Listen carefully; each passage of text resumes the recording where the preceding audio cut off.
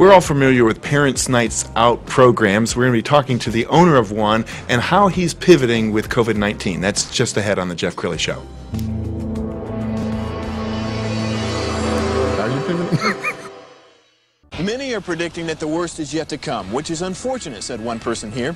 Until now, they've enjoyed the reputation of being the nation's icebox. Watched a burglar in his home this morning by webcam. As a journalist of over 25 years, stories are what make my world turn. Reporting live from the Dallas newsroom tonight, Jeff Crilley, Fox 4 News. But in 2008, I took the jump from my familiar life and started a PR firm from my home. We're talking about anyone with a camcorder like the one I'm using becomes a television network. We started slowly growing the company, and we now have over 100 clients, and we've branched into the world of live digital broadcasting. I now own 8 different TV studios and have a huge team, and the stories that I now get to share are sometimes the most important of my life. Life has a funny way of coming around full circle. This is the Jeff Crilley Show.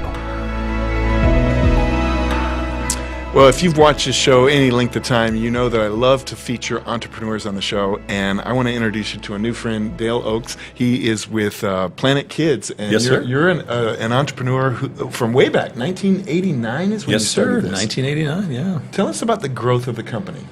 Well, at first, Jeff, to be honest with you, brother, I was a regional vice president for an insurance company in Arizona at a young age, out of college, and some of the places that we'd be at doing these conventions and so on and so forth, I'd be speaking at, and during the downtime, we'd be out by the pool. Nobody was entertaining the kids that were coming with the parents. So one thing led to another. I started entertaining the kids, and my wife kept saying, Dale, you need to get into the kid business. There's something about it, because everywhere you go, they follow you.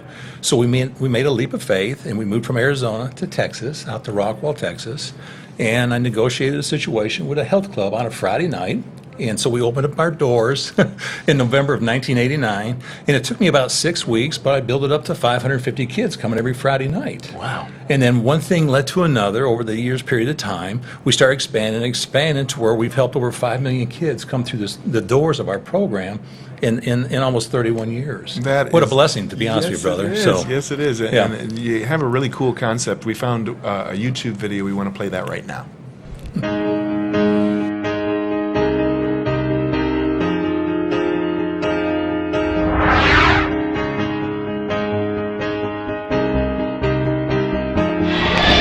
Welcome to Planet Kidz Springer. We are so excited tonight. Planet Kidz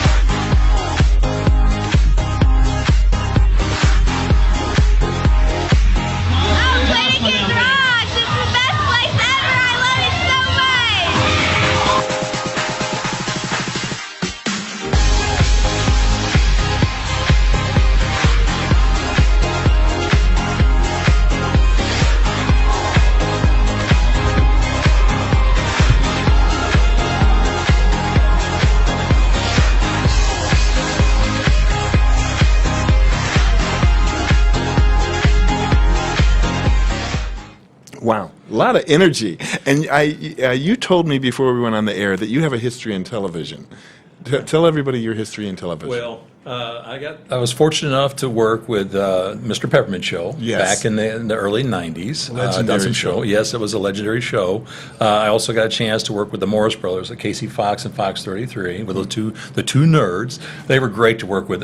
Since my youth programs were in schools, they got a chance to see what I was doing. Next thing I know, they're like, Dale, come on our show, be part of what we're doing, and we'll go and do a lot of your skits and stuff at your Parents' Night Out program. And one thing led to another. They were just great to work with. But yeah, the Mr. Peppermint Show, that was a blast doing that. But time goes on, and things happen, and so we're just grateful to be here. So okay, tell us about the pandemic and how did that affect you?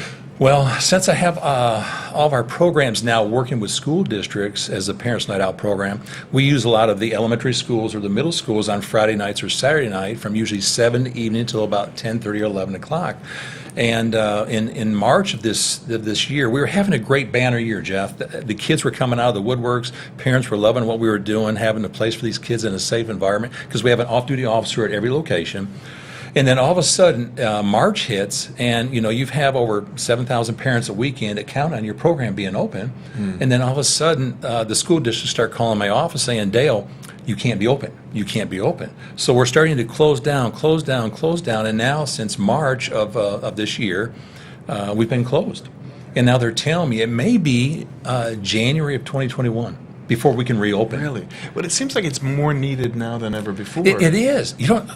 Man, we have over 10,000 to 15,000 people a month hit our website, the little thing you just played, and they're like, Dale, we need to bring our kids. We need something for our kids to be doing, because they're all going stir crazy. Yes. And I had one of the superintendents, I kid you not, they told me about 2 weeks ago or 3 weeks ago, they said, Dale, we're going to wait, we're not going to open back up for the kids until it was November 4th, November 5th.